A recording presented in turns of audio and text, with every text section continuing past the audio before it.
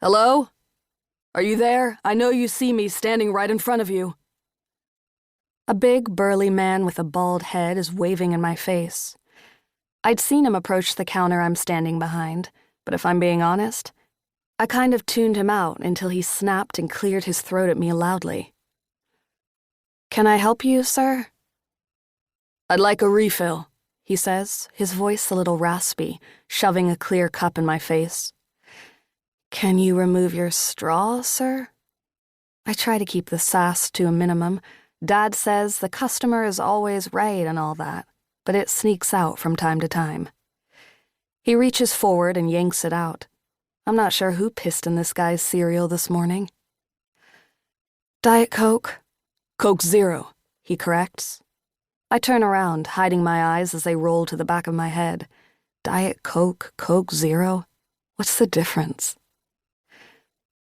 The end of the school year and the beginning of summer break should have felt like some kind of victory lap. Particularly after the year I had, I deserve a summer filled with lazy mornings, friends, time in the water, and delicious ice-cold treats that cool you down from all the heat. Summer break should be just that, a break. I'm desperately in need of one, especially after attending the Kook school, KCD, Kildare County Day School, all year long. My parents thought that KCD would straighten me out, put me on some better path.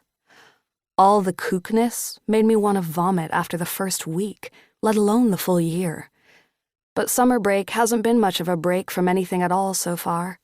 Instead, summer's been more work than usual. It's not like Mom and Dad gave me a choice. Waitressing at the Rec for the summer for more hours than normal was part of the deal we made to get me back to public school in the fall.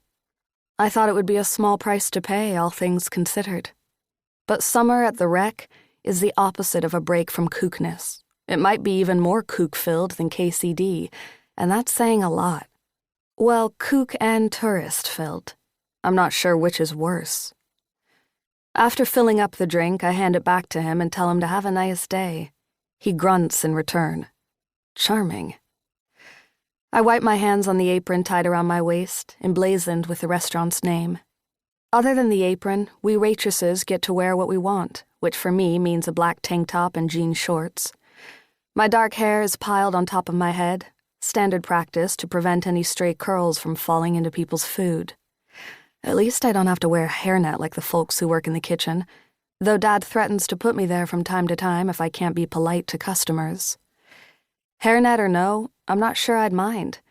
At least in the kitchen I could gossip with the chef and roll my eyes at the kooks out front while accommodating their special requests.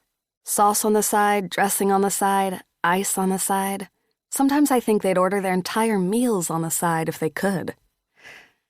I glance at the clock above the entrance to the restaurant. 1 hour before my shift is up. If Pope was here, and if he was feeling as impatient as I am, he'd do the math. 1 hour, the equivalent of 60 minutes, or however many seconds, however many milliseconds, and on and on. Unlike Pope, I can't do all that math in my head. Or I could, but I don't want to.